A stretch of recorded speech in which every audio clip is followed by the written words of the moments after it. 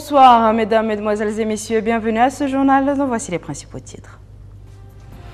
Le rapporteur spécial des Nations Unies sur l'esclavage assure à sa sortie d'audience avec le président de la République que son institution et notre pays partagent la même identité de vue sur de nombreuses questions liées aux droits de l'homme.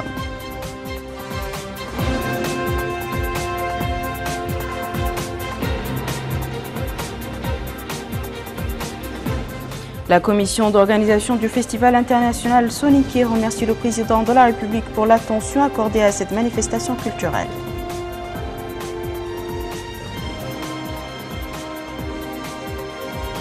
La première réunion de la commission franco-mauritanienne passe en revue les axes prioritaires de la coopération dans le domaine de la sécurité intérieure, de la modernisation de l'administration, de la formation et de la protection civile. Merci mesdames et messieurs de vous joindre à nous. Mais avant le développement de ces titres, sachez que la session extraordinaire du Parlement sera close jeudi prochain. C'est ce qui ressort d'un décret rendu public aujourd'hui par la présidence de la République. Et maintenant, le courrier du président de la République, M. Mohamed El Abdelaziz, a félicité aujourd'hui dans un message son Altesse, Cher Sabah Al-Ahmed Jabal Al-Sabah, émir de l'État du Koweït, et ce à l'occasion de la fête nationale de son pays. Le chef de l'État a saisi cette occasion pour louer le niveau des relations privilégiées de fraternité et de coopération qui unissent nos deux peuples frères et réitérer sa détermination à poursuivre l'action pour le renforcement et le développement de ces relations dans l'intérêt commun des deux peuples frères. Je vous le disais en titre, le président de la République a reçu en audience aujourd'hui Madame Gulnara Chaninian, rapporteure spéciale des Nations Unies sur les formes contemporaines de l'esclavage, ses causes et ses conséquences en visite actuellement dans notre pays. L'audience s'est déroulée en présence de Madame Aïcha Mtemheham, commissaire aux droits de l'homme, à l'action humanitaire et aux relations avec la société civile, Madame Kumbaba, chargée de la mission à la présidence de la République, et Madame Gadjo Kumbamar, représentante résidente du système des Nations Unies en Mauritanie.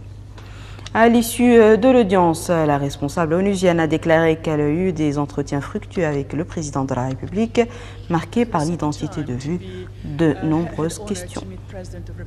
Dans de nombreuses questions. Autre audience, celle accordée également aujourd'hui par le président de la République à une délégation du Festival international Soninké organisé ces jours-ci à Nouakchott.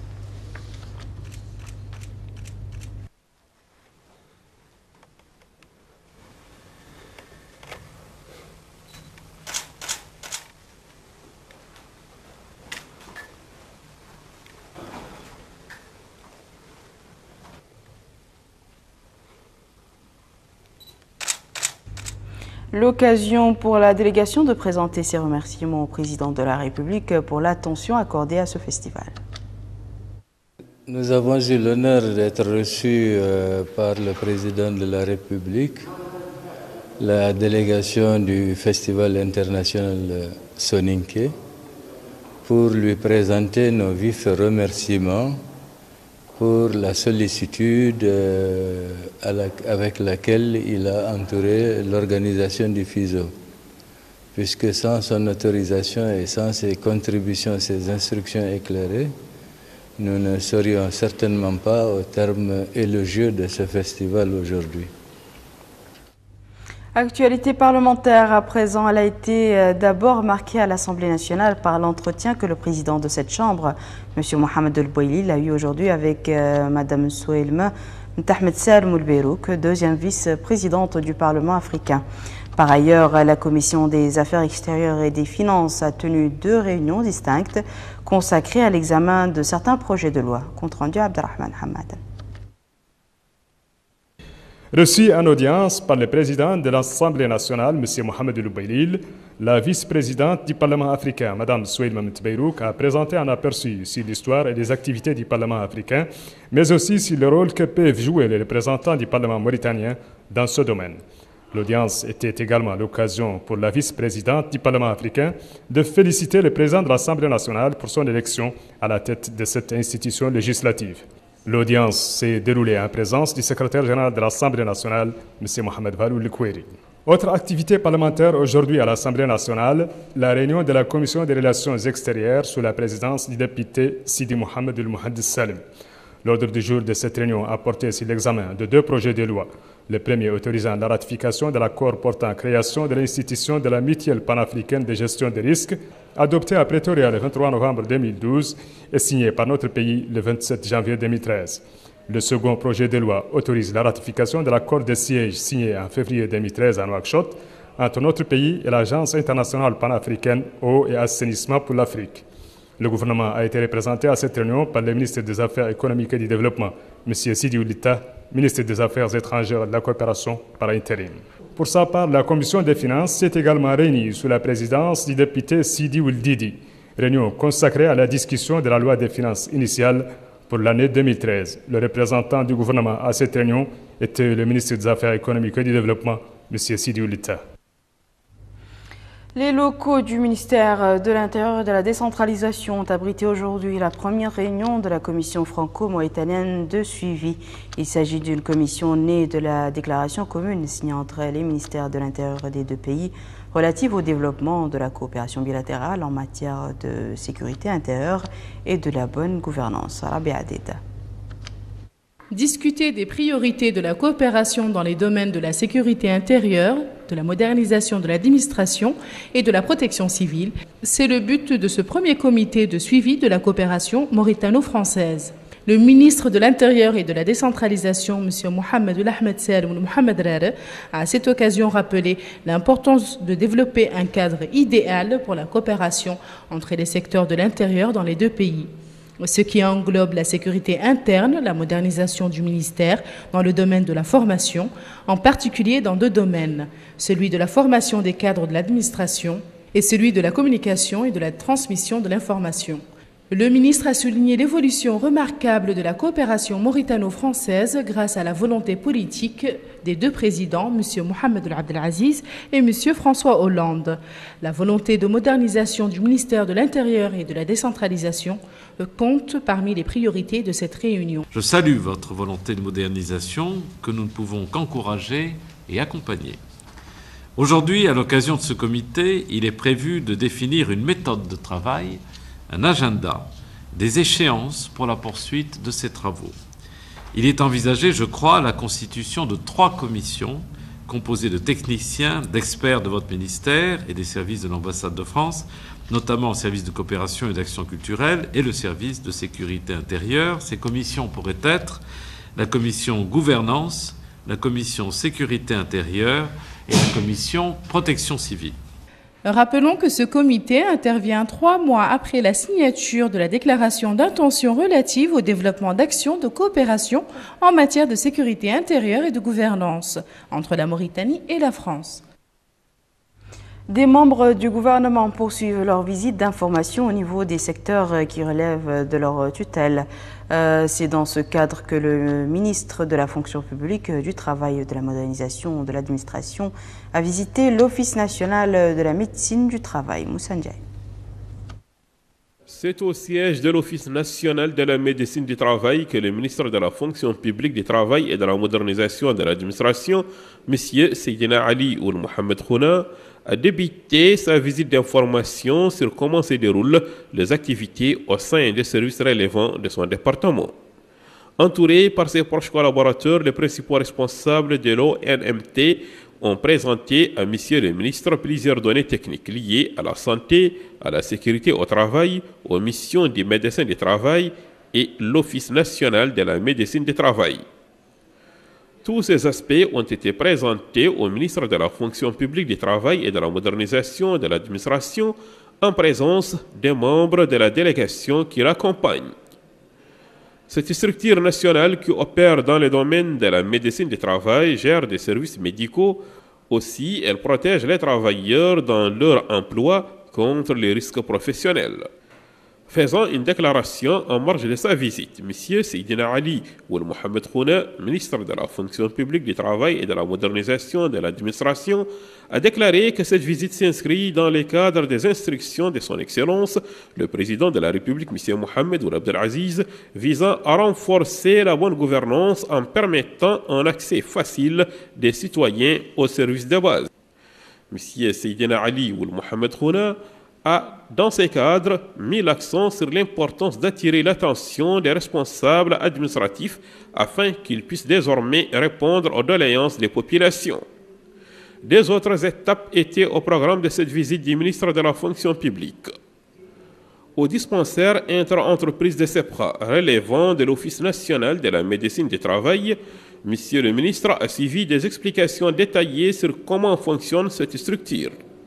Et au projet des travaux de construction du siège de l'ONMT, le ministre de la Fonction publique du Travail et de la modernisation de l'administration s'est informé sur les différentes étapes de ces projets. Ce projet s'inscrit dans le cadre de la politique de son département en réponse aux orientations des pouvoirs publics visant à moderniser l'administration mauritanienne. Quant au ministre de l'Éducation nationale, il était l'hôte aujourd'hui de l'inspection de l'enseignement secondaire du lycée national et des lycées d'excellence. L'occasion pour le ministre d'inviter les personnels des différents établissements à redoubler d'efforts pour améliorer le rendement de notre système éducatif. Memouna Selk. Dans le cadre des visites d'information qu'il effectue dans les différents services relevant de son département, M. Ba Ousmane, ministre de l'Éducation nationale, a visité ce matin l'inspection générale de l'enseignement secondaire à Nouakchott. Lors de la visite, M. le ministre a suivi différents exposés expliquant le rôle de l'inspection dans le suivi, l'évaluation et l'analyse des programmes scolaires, des niveaux d'enseignement, mais aussi des politiques et stratégies éducatives. Le ministre a aussi reçu quelques résultats préliminaires de l'étude en cours de réalisation sur l'intégration des recommandations des derniers états généraux sur l'éducation à travers la mise à jour des programmes. Puis, le ministre et sa délégation se sont rendus au lycée d'excellence numéro 1, logé au sein du lycée des garçons de Nouakchott. Ce lycée qui fait partie des expériences pilotes menées par le gouvernement depuis 2009. Sur place, M. Ba Ousmane s'est enquis des problèmes que rencontrent les élèves et les professeurs tout en donnant ses instructions au fur et à mesure pour les mesures urgentes à prendre pour répondre aux doléances qui lui ont été soumises. En troisième et dernière étape de la journée, la délégation ministérielle s'est rendue au lycée d'excellence numéro 2, situé dans le quartier d'Arvat à Nouakchott. Ce lycée, construit en 2010, accueille environ 160 élèves parmi les plus brillants dans les séries scientifiques et mathématiques venus de toutes les régions de Mauritanie.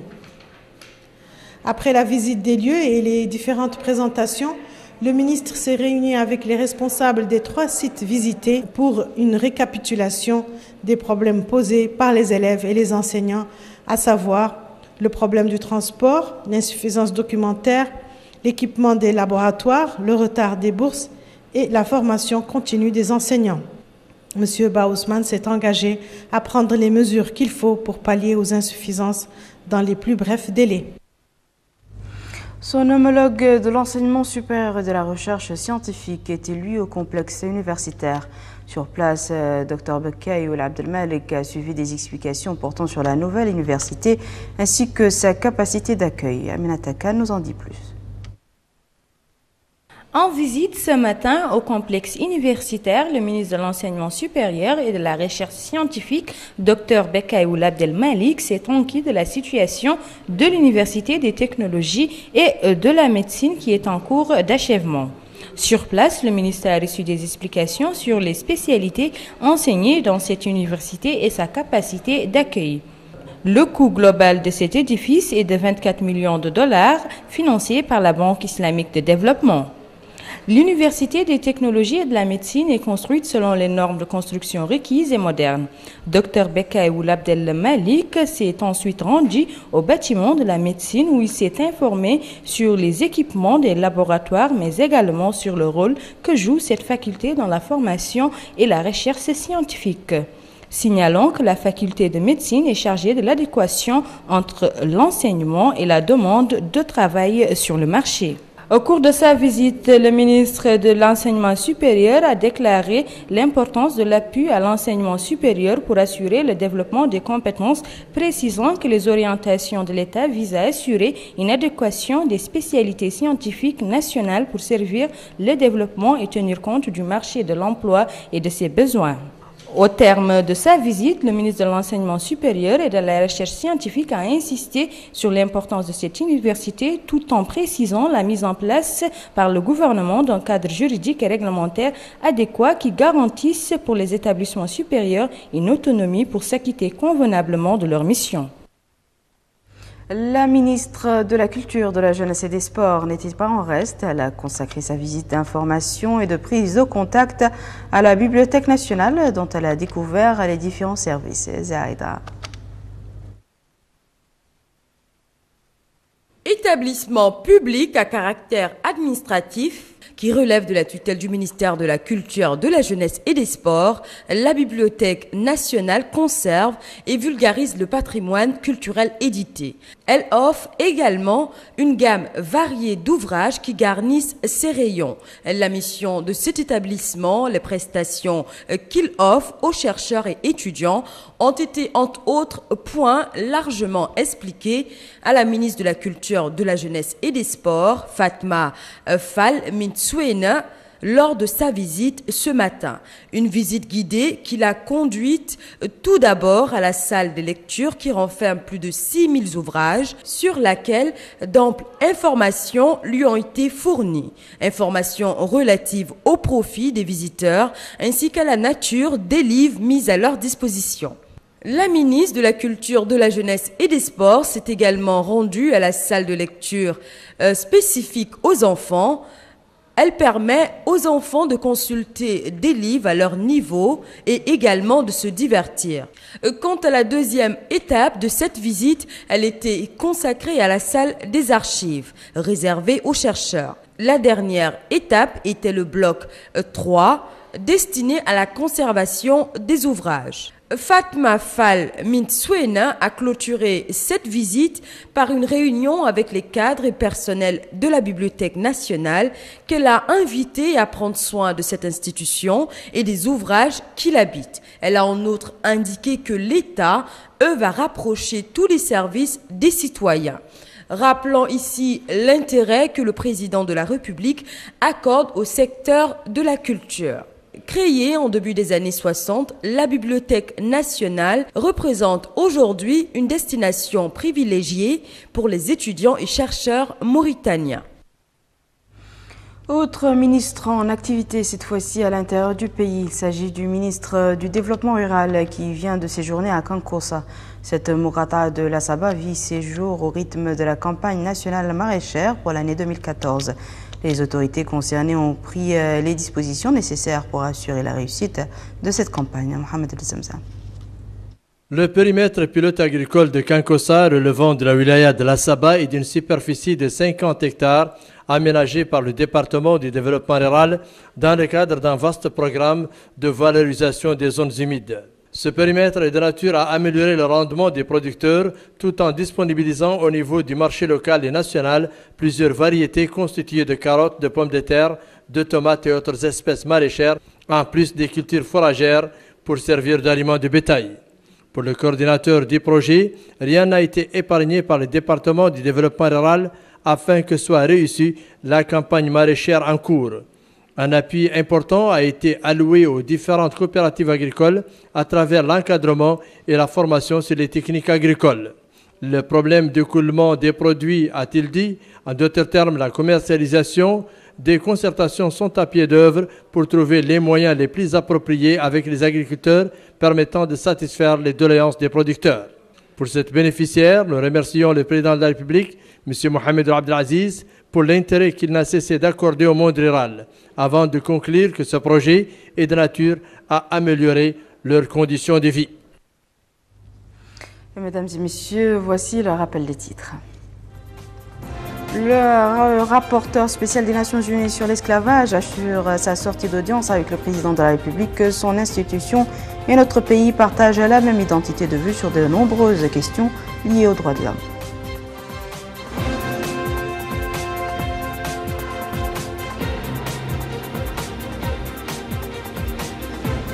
La commission d'organisation du Festival international Sonic remercie le président de la République pour l'attention accordée à cette manifestation culturelle.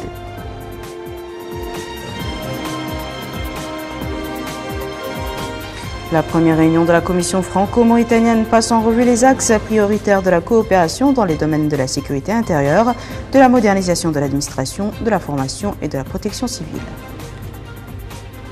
C'est la fin de ce journal, mesdames et messieurs. Merci à vous de nous avoir suivis. Merci de votre fidélité et à la semaine prochaine, Inch'Allah.